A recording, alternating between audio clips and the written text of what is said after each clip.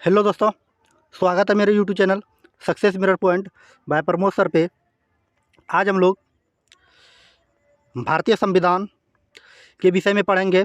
अगर आप इस चैनल पे नए हैं और किसी भी एग्ज़ाम की तैयारी करते हैं, bank, SSC, railway, group D या जनरल कंपटीशन की, यूपीएससी, बीपीएससी, बिहार दरोगा, बिहार पुलिस, तो ये वीडियो आपके लिए लाभदायक होने वाला है।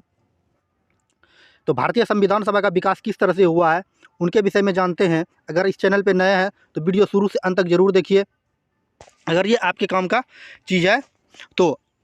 चलिए संविधान सभा की बात करते हैं। संविधान सभा आखिर होता क्या है और इनके विषय में कैसे कैसे हमारे देश में संविधान का विकास हुआ और निर्माण हुआ है। तो सबसे पहले बात दो चीज़ करें। संविधान सभा ये दो तरह से थे, एक सामान्य पहलू और एक अंतरिम सरकार। ये दोनों के विषय में जानेंगे।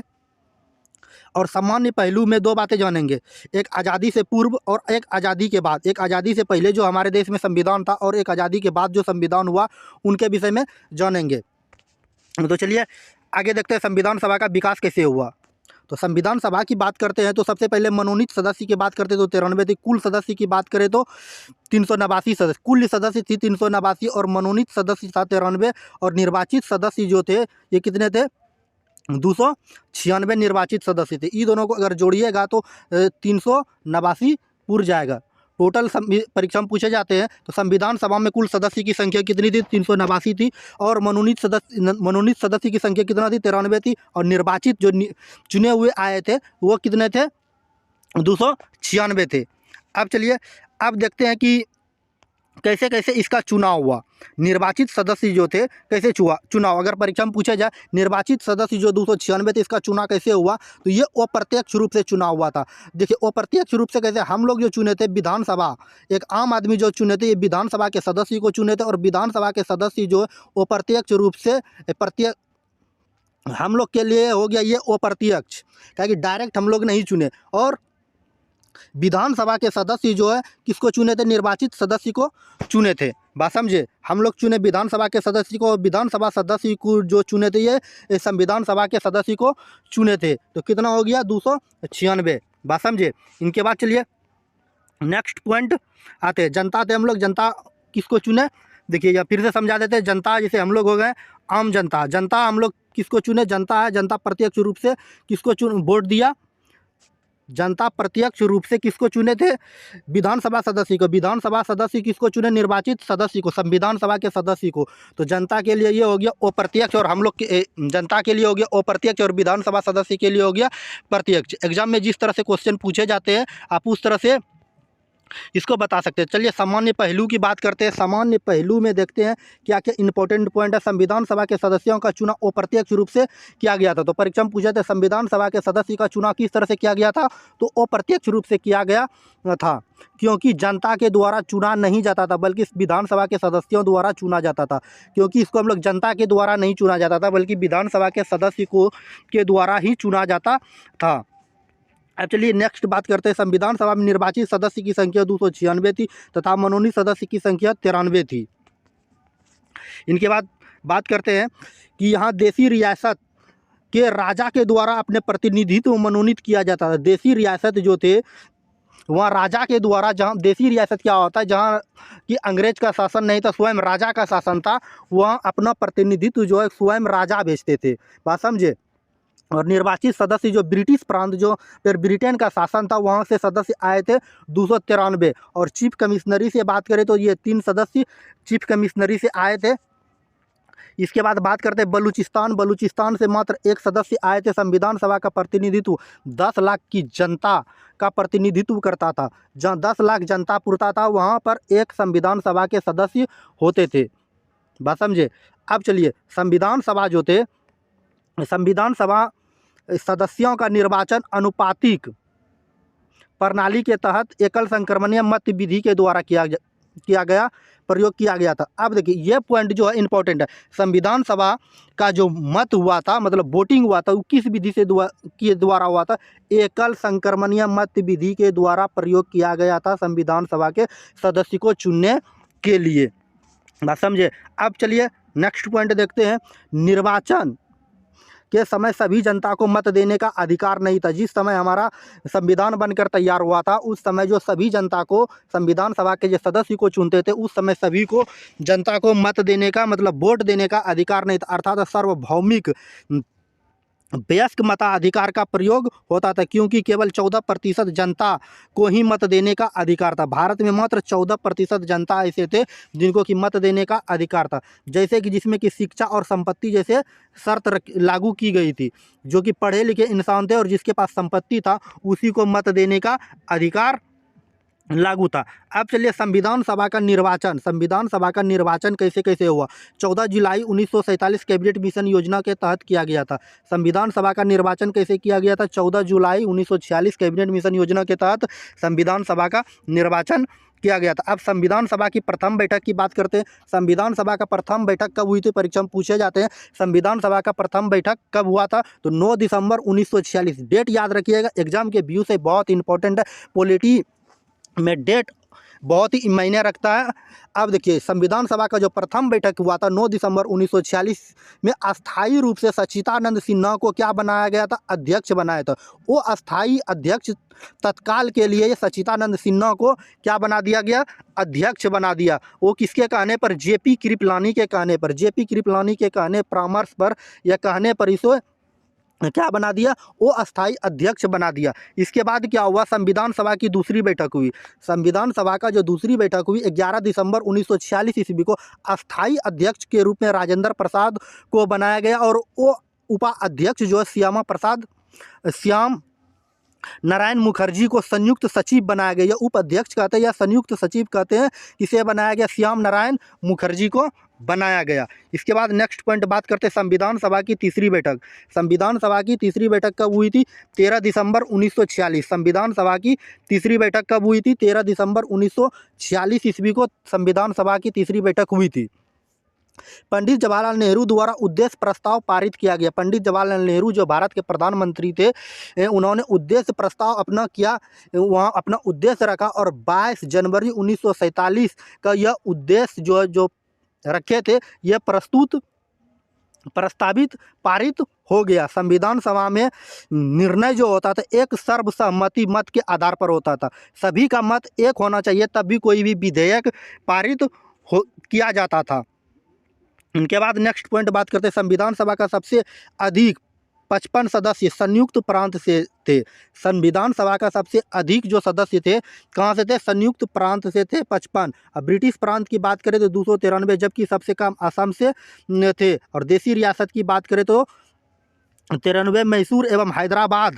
मैसूर और हैदराबाद रियासत से कोई भी प्रतिनिधित्व नहीं चुने गए थे।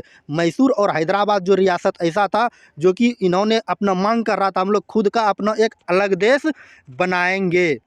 इनके बाद चलिए नेक्स्ट पॉइंट की बात करते हैं। संविधान सभा जो मेन मुद्दा है और मेन पॉइंट है संविधान सभा के गैर कांग्रेसी सदस्य जो कि कांग्रेस के सदस्य नहीं थे।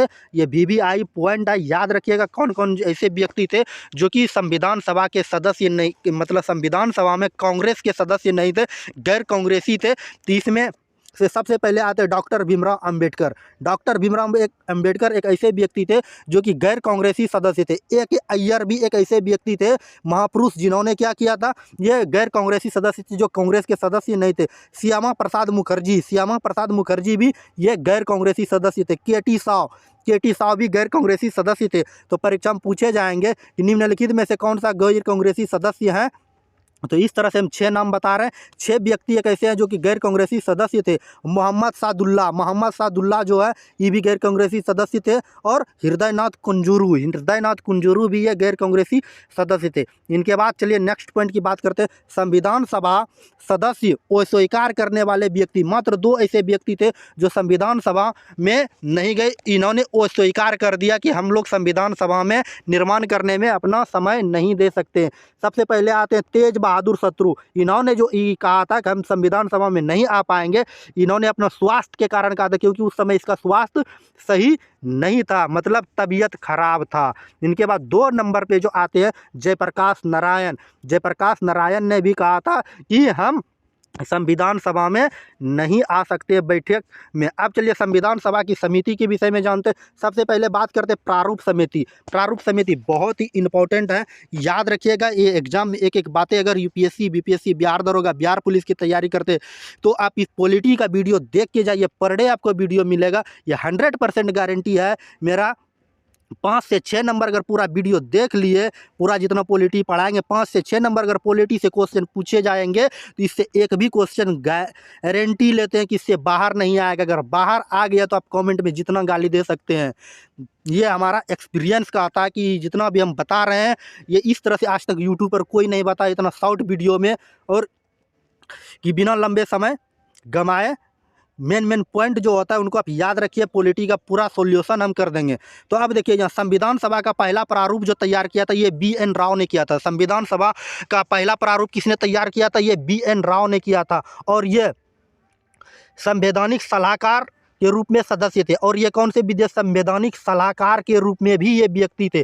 तो संविधान सभा मतलब प्रारूप समिति का तैयार किसने किया था? संविधान सभा का पहला प्रारूप BN राव ने किया था। कई यूट्यूबर वाले बताते हैं, कहीं किताब में भी लिखा रहता है कि डॉक्टर भीमराव अंबेडकर ने किए थे, नहीं, BN राव ने किया था, और यह संवैधानिक सलाहकार के रूप में सदस्य भी थे। अब चलिए प्रारूप समिति की सदस्य की बात करते हैं। प्रारूप समिति के सदस्य जो थे ये 6 गो सदस्य थे। एक अध्यक्ष थे, डॉक्टर भीमराव अंबेडकर क्या थे? अध्यक्ष थे। लेकिन बोलेंगे प्रारूप समिति का रूप किसने तैयार किया था? तो BN राव ने किया था। लेकिन अध्यक्ष की बात करें तो ये डॉक्टर भीमराव अंबेडकर थे।